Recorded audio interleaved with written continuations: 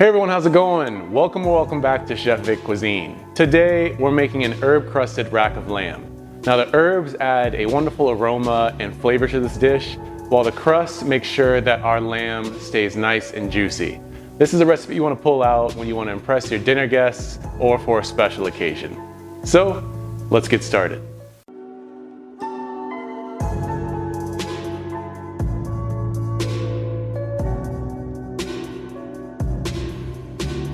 So diving right into this recipe, we're going to create the crumb mixture first. In a food processor, we want to add in 1 cup's worth of fresh basil leaves, followed by half a cup of Italian breadcrumbs, half a teaspoon of freshly ground black pepper, half a teaspoon of kosher salt, as well as 1 tablespoon's worth of olive oil. I'm going to pulse these ingredients together until our basil crumb mix forms.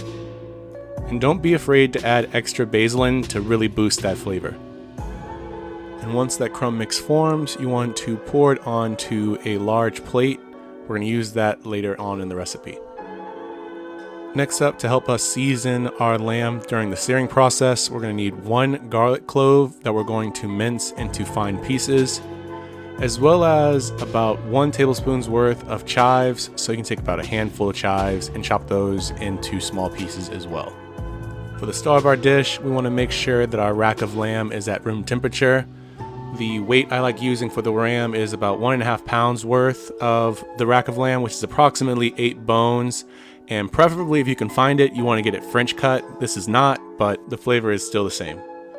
And if your rack of lamb has a layer of fat on the backside, you want to score it with a sharp knife, making a crisscross pattern. The cuts increase the surface area of the fat exposed to the heat, which allows it to render the fat more quickly and fully. So make sure you don't skip that step. Now you also want to season the rack of lamb generously with kosher salt and freshly ground black pepper on all sides, pressing the seasoning into the meat. Now you want to heat a large frying pan with 1 tablespoon of olive oil, your minced garlic, and the chopped chives from earlier, set over medium-high heat, or 375 degrees Fahrenheit or 190 degrees Celsius. Meanwhile, you also want to preheat your oven to 375 degrees Fahrenheit as well, or 190 degrees Celsius.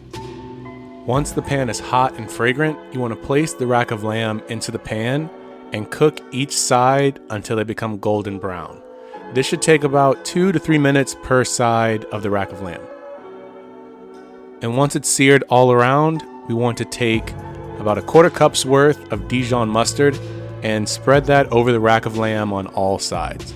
After brushing on the mustard to the rack of lamb, we want to take our plate with the basil crumb mix and dip the rack of lamb into the mix, covering it over each side of the rack of lamb. And don't forget to coat the underside of the rack of lamb as well. Once the rack of lamb is coated, you want to transfer this to a parchment paper lined baking sheet. We're going to cook the ribs fat side up for about 25 minutes in the oven, or until the internal temperature of the rack reaches 150 degrees Fahrenheit for a medium cook. This can be checked by inserting an oven thermometer into the thickest part of the ribs. Once the ribs have reached that temperature, you want to remove them from the oven and allow them to rest for about 10 minutes. The temperature will continue to rise as it rests. After that 10 minutes, you want to slice the rack of lamb. I like serving them alongside a chimichurri sauce or a red wine demi-glaze for more added flavor. And if you grow your own herbs in your backyard, you can always add some sprigs of freshly sprouted basil for a nice garnishment to this dish. And just like that, you've made an herb-crusted rack of lamb right at home. This is truly a stunning dish inside and out. The flavor is amazing, and it's a real eye-catcher. You can pair this entree with your favorite starch and vegetable for a complete meal. Check out my page for my mashed potatoes recipe. It really goes well with this dish. But when you do try this at home, be sure to tag me at Chef Vic Cuisine or hashtag Chef Vic Cuisine so I can see your great takes on this dish. As always, this recipe and many more can be found in my cookbook, Chef Vic Cuisine Volume 4, Enhancing Your Inner Chef. And that's available on Amazon, and I'll be sure to leave a link to that in my description box. Feel free to click the pop-up on your screen for more information on that as well.